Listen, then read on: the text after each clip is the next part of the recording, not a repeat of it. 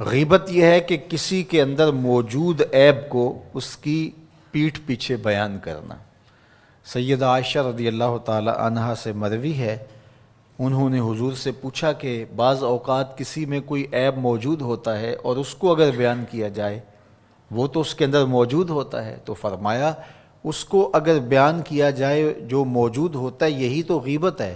اور اگر موجود نہیں ہے تو بیان کیا جائے یہ تو بہتان ہوگا، جو کبیرہ گناہوں میں سے ایک گناہ ہے۔ اور کسی کے اندر عیب موجود ہو اور اس کو بیان کرنا اور اس کی شرعی ضرورت نہ ہو۔ آپ کو عدالت میں گواہی دینے کی نوبت نہیں آئی ہے، کسی نے آپ سے نہیں پوچھا کہ میں فلاں کے بیٹے سے رشتہ کرنا چاہتا ہوں تو وہ کیسا ہے، تو یہ مجبوری ہو تو پھر تو بتانا پڑے گا کہ وہ نشے کا عادی ہے، تو اپنی بیٹی کو اس دلدل میں نہ پھینکیں، وہ ایک الگ بات ہے۔ کوئی ضرورت شرعی نہیں تھی، کوئی اخلاقی ضرورت نہیں تھی، تو اس کے بغیر کسی کے عیب کو چھالنا، لوگوں کو اس سے بدظن کرنا، اس سے نفرت دلانا اور خام خواہ اس کی آبرو ریزی کرنا، یہ سخت جرم ہے اور یہ کبیرہ گناہوں میں سے ایک بڑا گناہ ہے۔ اور یہ بات ذہن میں رکھیے گا کہ اگرچہ غیبت عام ہو گئی ہے اور عام ہونے کی وجہ سے اس کو عیب نہیں سمجھا جا رہا، تو اس کا یہ مطلب نہیں ہے کہ یہ عیب نہیں رہا، یہ پھر بھی عیب ہے اور اتنا بڑا گناہ ہے کہ فرمایا گیا الغیبۃ اشد من الزنا، غیبت بدکاری سے بھی بڑا گناہ ہے۔ اور پھر بدبختی معاشرتی قدروں کی پامالی یہ ہے کہ کسی کی بدخوئی کرنا یہ تو معمول زندگی لوگوں کا بن ہی گیا، لوگوں کی بیٹیوں کے تبصرے لوگوں کی مجلسوں میں آ جاتے ہیں۔ یہ کتنی بد نصیبی ہے کہ کسی کے گھر کی باتیں وہ 100% درست ہی کیوں نہ ہو، اس کی بیٹی کا تذکرہ، ماں بہن کی باتیں چوپالوں میں، بیٹھکوں میں، مجلسوں میں گونجتے ہوئے کہکہوں کی صورت کے اندر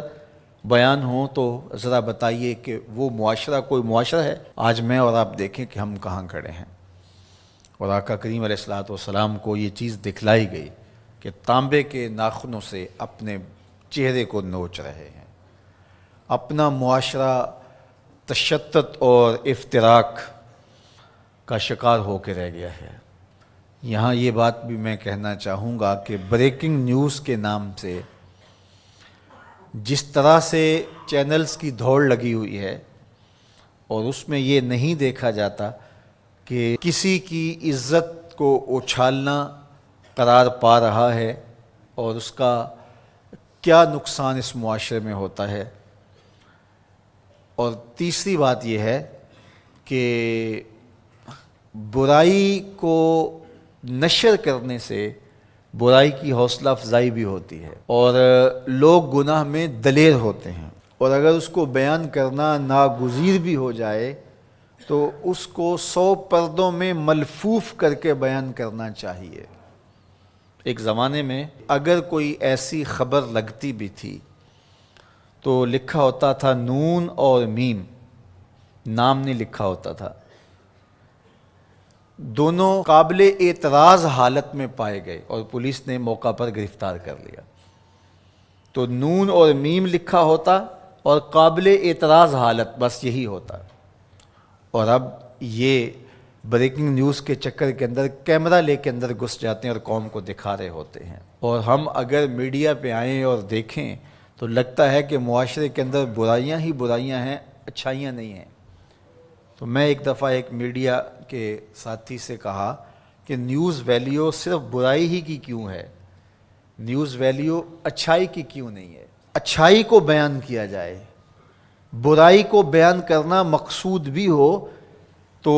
اس کے لیے ملفوف لفظ ہونے چاہیے۔ آپ سورہ یوسف پڑھ سکتے ہیں، قرآن مجید کا اسلوب دیکھ سکتے ہیں، پوری سورت کے اندر منفی کرداروں کا نام نہیں ہے، چاہے وہ حضرت یوسف علیہ السلام کے بھائی ہوں یا عزیز مصر کی بیوی ہو، ان کا کنایے سے ذکر کیا گیا۔ اور جو مثبت کردار تھے، سورہ یوسف اٹھا کے دیکھیے، بار بار یوسف صدیق کے لفظ آ رہے ہیں، یوسف یوسف کی پکار آ رہی ہے، حضرت یعقوب کا ذکر آ رہا ہے۔ اللہ اکبر۔ تو اچھے کرداروں کو ابھارا جائے اور برے کرداروں کا ذکر کرنا بھی ہو تو ملفوف طریقے سے، تو معاشرے میں صالحیت پیدا ہوتی ہے۔ لیکن جب ہمارا مقصود ریٹنگ ہو، ہمارا مقصود پیسہ ہو، ہمارا مقصود بیرونی نادیدہ ہاتھوں کا ایجنڈا ہو، تو پھر ہم ہوش و حواس میں نہیں ہوتے، پھر جو ہم سے کروایا جاتا ہے ہم وہی کر رہے ہوتے ہیں۔ یہ بد نصیبی ہے اور یہ دردناک کہانی ہے۔